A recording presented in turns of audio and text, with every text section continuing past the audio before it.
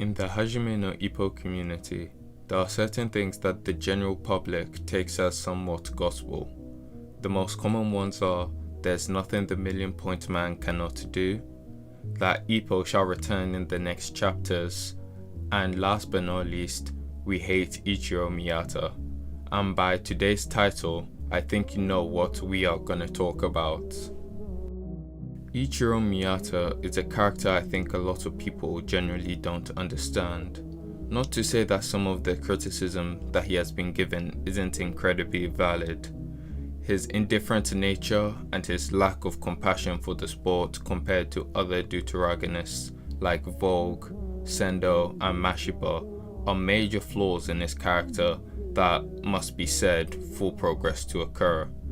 But I see an overabundance of hate for the guy. After reading Hajime no Ippo for the 5th time, I think I finally have gotten a grasp on how and what Morikawa tries to portray with the character. So with nothing better to do on my birthday, which hopefully this is when the video is being recorded, I will come to try and defend one of Hajime no Ippo's most disregarded characters.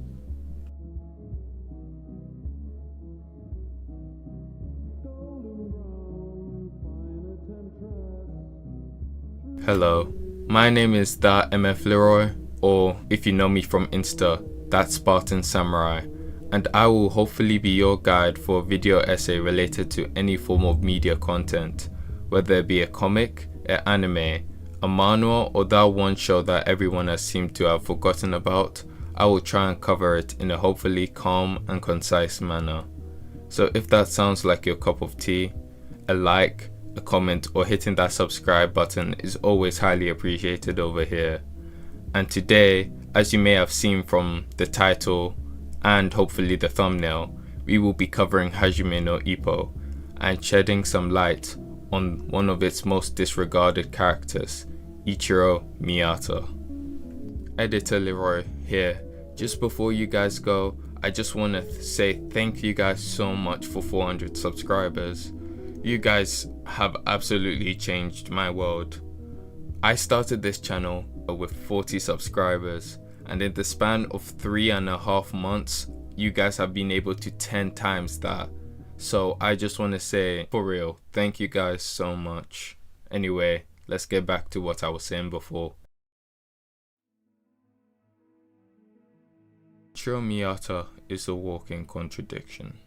In the Hajime no Ippo story, he is a boxer who has shown to have an indifferent and uninterested personality, which is something that is quite the opposite of the style that he uses. For infighters, where the tone of the fight is set by the aggression, power and grit, these major factors that affect the outcome of the said fight are major. But for outboxers, they must maintain a level of focus at all times.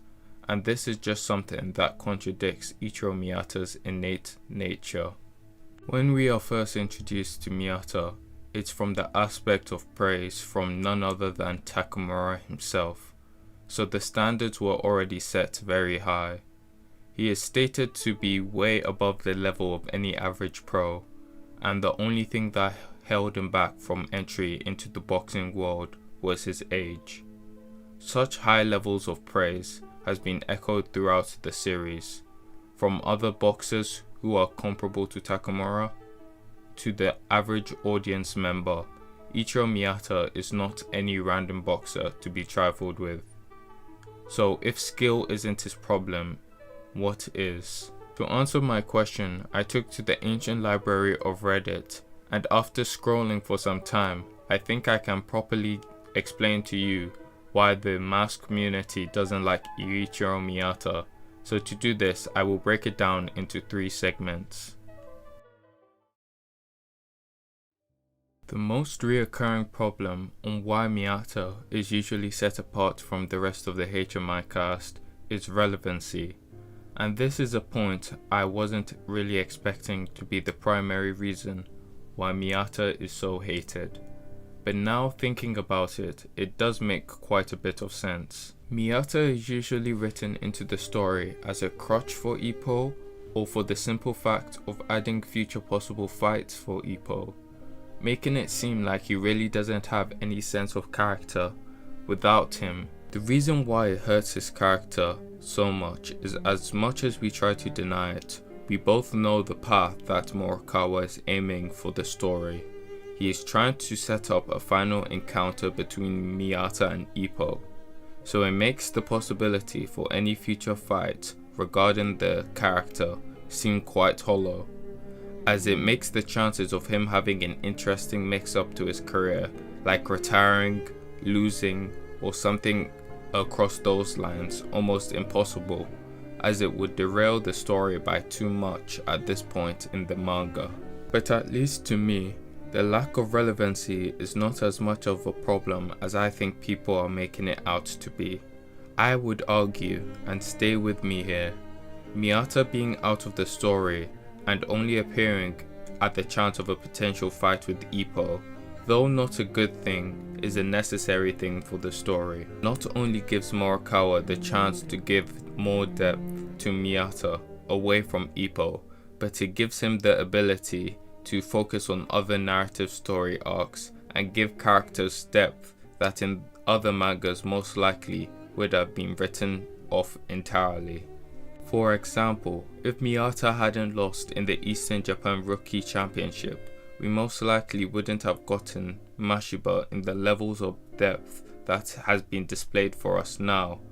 And if he hadn't gone all the way to Thailand, which is one of my personal favorite arcs in the series by the way, we most likely wouldn't have seen Ippo go through the route that he did in the anime/manga. The next point I saw frequently is Miyata's boxing evolution, and when talking about it, I saw that people tackled this aspect from two angles: his skill and his boxing style. Firstly, the quote-unquote skill issue, no pun intended, I think is a major problem in his character, and I don't think I would be able to defend it unless in a standalone video, which this isn't, so I want to focus on the boxing style aspect. Throughout Hajime no Ippo, we saw that the style a boxer uses, though important, is not the reason why they can achieve success. It's what they want to achieve with that style that gives them the final push. And to demonstrate this, I will give two examples. When Ippo took the Kamigawa style to the world stage, it did not work. This is because, though he is most likely the best user of the Kamigawa style, yes, that is including Takamura, Ippo saw it as a complete technique, whilst Takamura took it to the world stage, and he used it as a building block to perfect his own boxing style. And I believe this is something that will happen to Miyata. His obsession to prove to the world that his dad's fighting style could work on the world stage is something that I think will pay off in hopefully the moment he realizes that he needs to upgrade or adapt if he truly wants to find success in the boxing world. And finally, Miyata's struggles or lack thereof. Miyata not struggling in his fights isn't always a negative, because it reinforces his identity as a technical genius who relies on precision, preparation and strategy. His ability to dominate opponents without exercising large amounts of force like other boxers is something that comes key in hand with the fact that he's an outboxer.